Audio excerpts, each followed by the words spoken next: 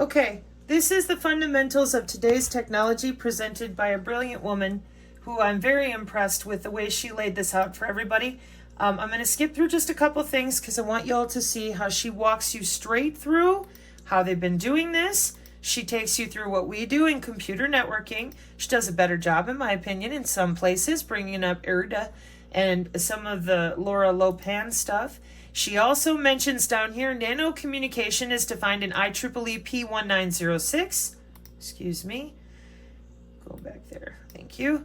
Which I have not touched on yet because I'm still trying to get people to admit they're connected to the internet. Okay. She talks about the biofield.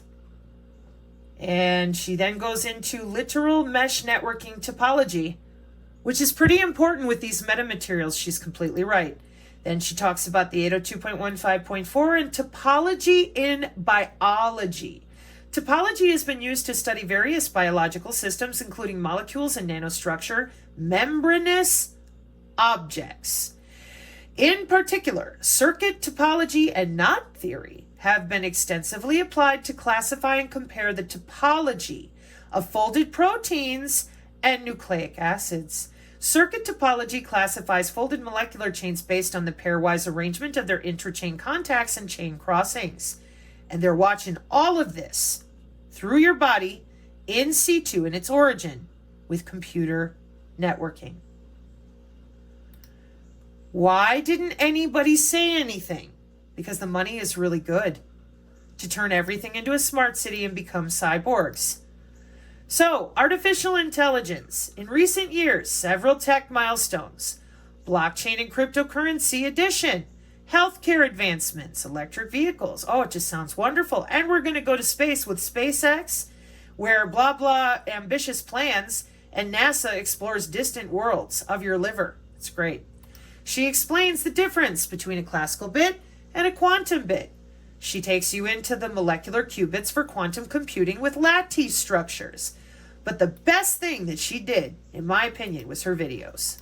Yes, video for me, please. Excuse me a moment, brilliant woman. And also, I would advise everyone to go and look at Bucky Balls and quantum dots and things like that. I won't go too far into it. But what would you know? They're using MOFs for quantum computing. Wow, who would have thought of it? So this is all through topology and networking. So you can see the topology in front of your eyes there. Obviously, it's a visualization because it's on the nano scale. So researchers have developed a way to build 2D lattice of molecular spin qubits, quantum bits of information with control over qubit orientation and localization. So we can see here, this is a 2D MOF, a 2D metal organic framework. Ro, if you wouldn't mind playing the Tesla phoresis video for me, please.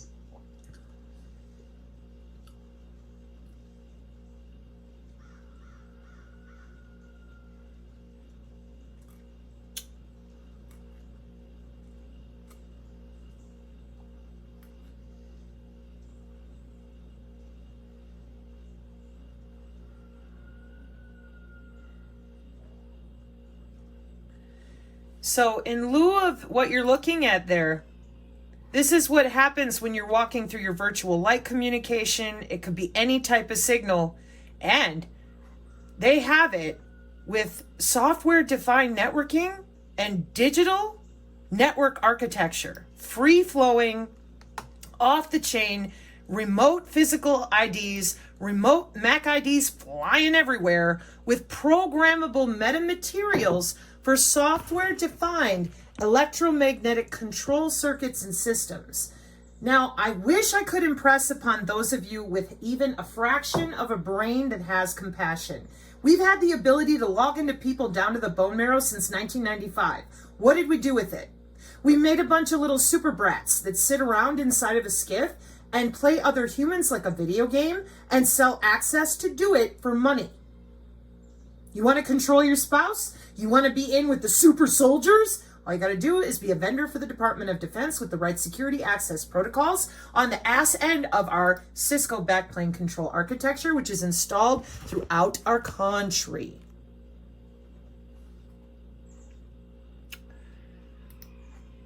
So tell me how you stop them. Tell me how you're going to turn off all these people who have the ability, given that no one would say what they were doing for a job or that they were using a human body part to do it, that we have where's that galvanic energy? Well, that's another one.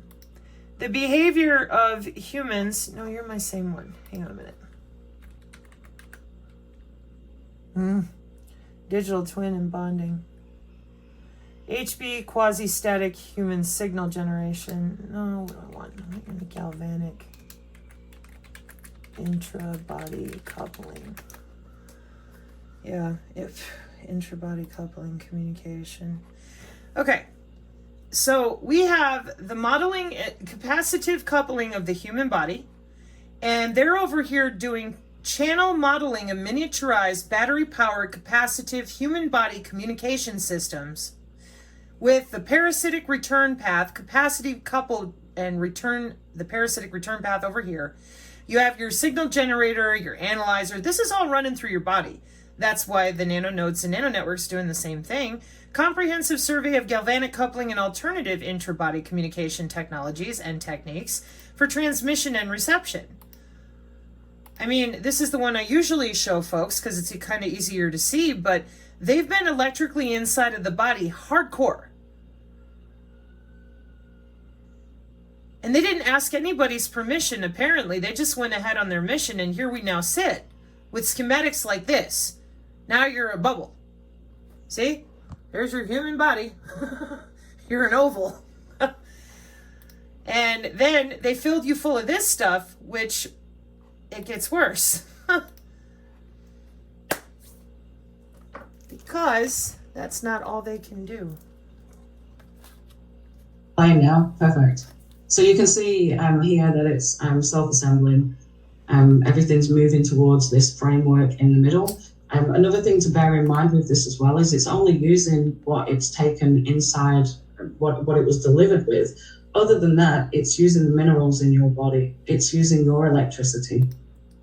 Thank you, you beautiful, intelligent, brilliant woman. That is exactly mathematically right, biologically right, physiologically right.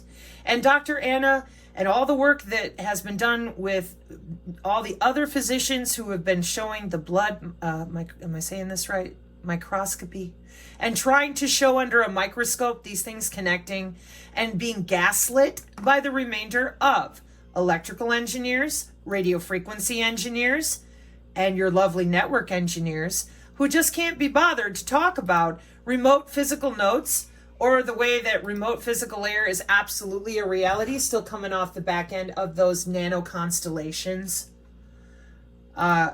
We're talking about the way that, hang on a second. I want to make sure I have the right one. Yeah, fiber nodes. We're talking about the way that we're running all of this on the back end of our actual architecture of the internet. And we're using the human body for that. And nobody said a word. Not a word. So, conclusion. Please watch the remainder of that lady's video. It is absolutely incredible. I just wanted to grab these two pieces quick so that people could understand that the IEEE of Biophotonics will expand Society 5.0. She has great questions at the end. She goes through the DNA encoding. She talks about the D-dimer stuff. I mean, this is just one of the best, well put together presentations I've seen yet. Very impressive, very conclusive. Ooh, I should probably show that too. This is what she's talking about with how long they've been working on this. Like I said, since 2013 with all these different ways that they're capturing data, reporting back and forth. So anybody out there who wasn't able to look up all these different MOF biosensors and the analytes they grab hold of and what they do, this is what we've been working on for the Hope and Tivan Challenge. And the reason that it's been taking me longer is because these are tied to radio frequency ID chips they tested with a long time ago. And they're inside a bunch of people right now because they don't go off unless a lipid is set off inside fatty tissue. They're usually placed in people before they're 8 years old, so they grow with your tissue in a certain way through your muscle strata. Is that not terrifying? Right? So thank God for this woman because she puts the MAC ID Bluetooth stuff to bed, truly. Century set out to prove that the vaccinated are emitting Bluetooth signals. The way they went about it is by getting a group of vaccinated people Most people have seen this video a few times, so I'm going to skip ahead, but they had people walk in one at a time to look for the Bluetooth. Then he goes to a swimming pool.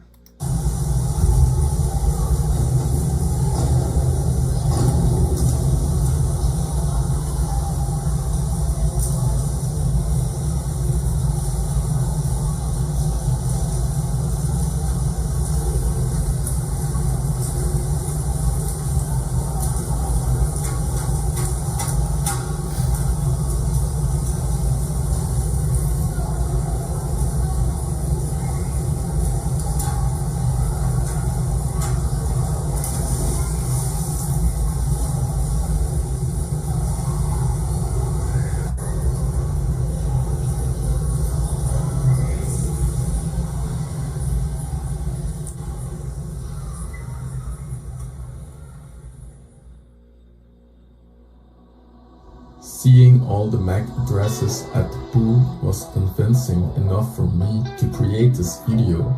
The pool experiment is a strong indication, yet not as solid a proof as the method the Bluetooth guys used. Fortunately, it is easy for anyone with a smartphone to observe the phenomenon firsthand in their own experiments. People can repeat the Bluetooth method to obtain solid, undeniable proof for themselves. Perhaps Bluetooth scanning should become a viral trend, so we can all know and be sure the Bluetooth MAC phenomenon is real or not.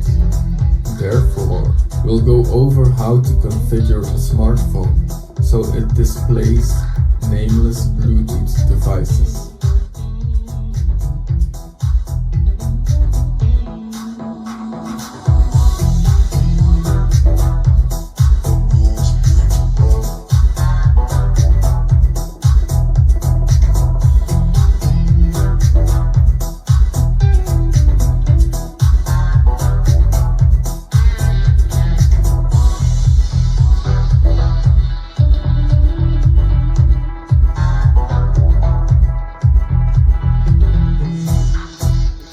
Diagram and Once he goes into the BLE, as you can see here, your BLE is communicating down in the logical link layer to get down into the physical layer. This is computer networking through the human body. I cannot say this enough.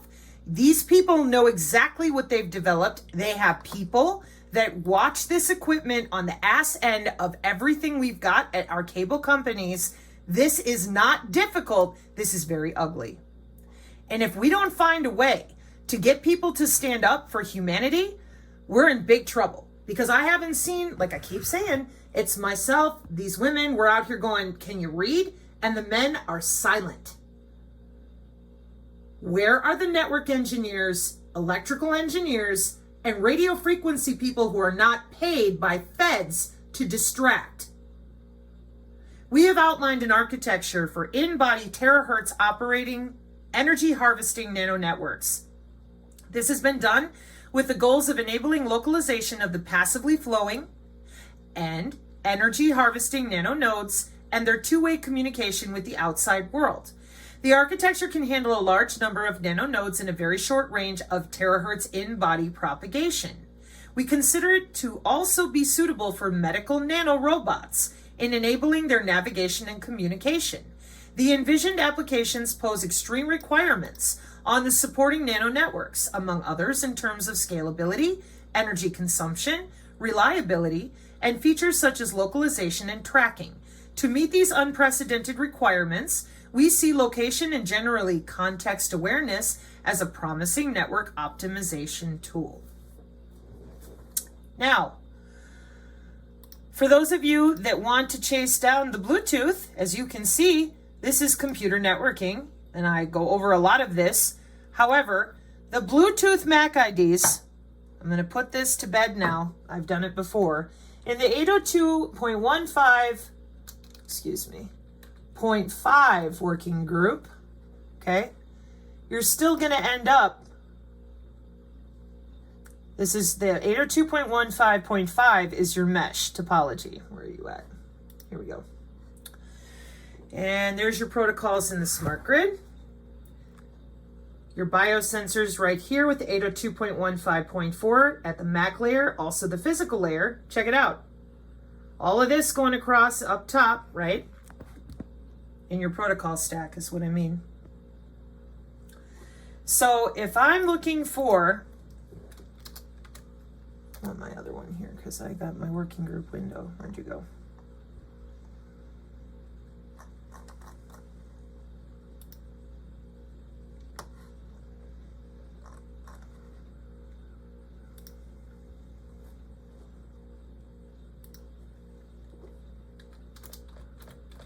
I need to save this on my desktop because it's probably the best example. Yeah, there we are. Analysis of the IEEE 802.15.4 biosensors A, ultra-wideband physical layer through wireless sensor network simulations in OMNet. And it lays out for you the way that it distributes itself. 802.15 wireless personal area network and then down. And 802.15.3a, high rate alternative physical layer, MAC amendment, millimeter wave alternative physical layer, and your Bluetooth, coexistence, high rate, low rate, and mesh. Mesh is your 802.15.5. That's all those little nano networks as well. So the next time somebody tells you that they don't know what the Bluetooth is doing, they're lying. If they are any form or faction of radio frequency computer networking. Then there's the software developers who are writing apps for these people.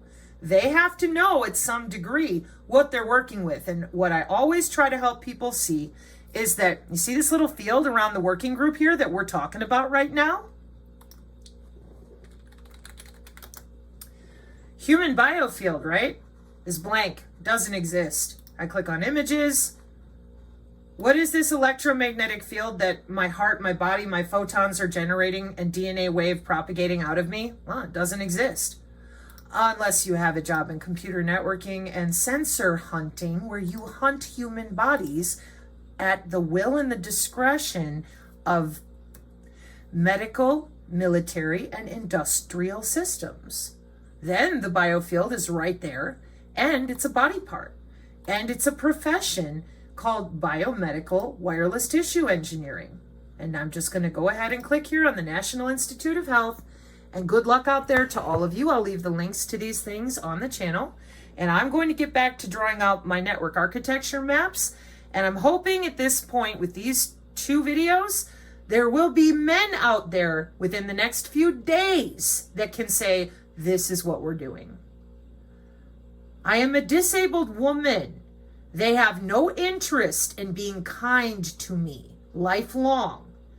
If you want something to get out there, open your mouths as a man working a job. Because the men that have been getting away with this are not men. I promise you that. They've been playing video games lifelong. In fact, it became a profession, and it got real Oculus Rift Sword Art Online kind of serious. And those same little nerds have an app for people, and it is running wild. Government off the shelf, commercial off the shelf, all because you lied about a human and net anatomical component that everybody has. Mark 5:36. Amen.